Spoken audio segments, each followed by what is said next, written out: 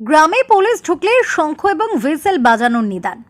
একসময় অনুব্রত মণ্ডলের গলায় শোনা যেত এমন কথা, কখনো চড়াম চড়াম, কখনো নকুলদানা, কখনো বা গুড় বাতাসা।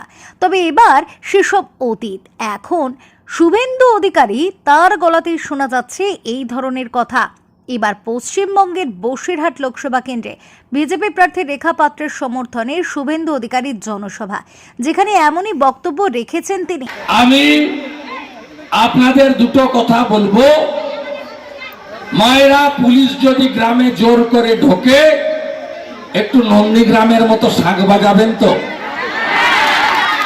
শাক বাজাবেন? শাকগুলো ভালো করে রেডি করে নেবেন, জল টল দিয়ে, ফু দিয়ে ভালো করে রেডি করে নেবেন। আমার যুবক ভাইরা,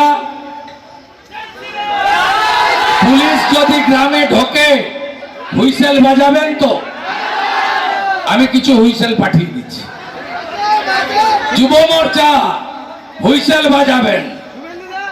শুধু মমতা পুলিশকে রুখে দিন।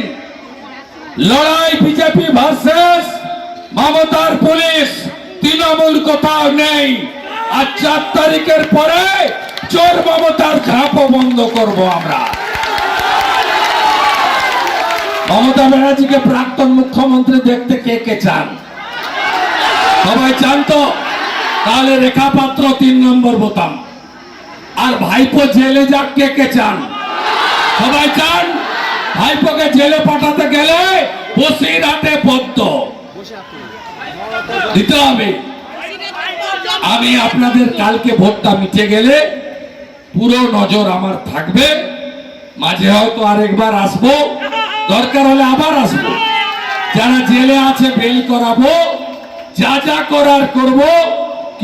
সন্দেশখালী থানা সংলগ্ন এলাকার একটি মাঠে এদিনে জনসভায় উপস্থিত ছিলেন শুভেন্দু অধিকারী, প্রিয়াঙ্কা টেব্রেওয়াল, বিজেপি নেতা কৃষ্ণেন্দু মুখার্জি, অর্চনা মজুমদার সহ কয়েক হাজার কর্মীর সমর্থক। এদিনের সভা থেকে পুলিশকে তীব্র আক্রমণ করেন শুভেন্দু অধিকারী। সেখানকার গ্রামের মহিলাদের বলেন, গ্রামে পুলিশ ঢুকলে শঙ্খ বাজাবেন, ভালো করে জল দিয়ে ফু দিয়ে শঙ্খটাকে ঠিক করে রাখুন। অন্যদিকে ছেলেদের বলেন যে তারা যেন হুইসেল বাজান, তিনি কিছু হুইসেল আলাদা করে পাঠিয়েও দেবেন এজন্য। কর্মীদের মনোবল চাঙ্গা রাখতে এদিন তিনি বলেন, এই নির্বাচনে মমতার পুলিশ বনাম বিজেপি, তৃণমূল বলে কিছুই নেই।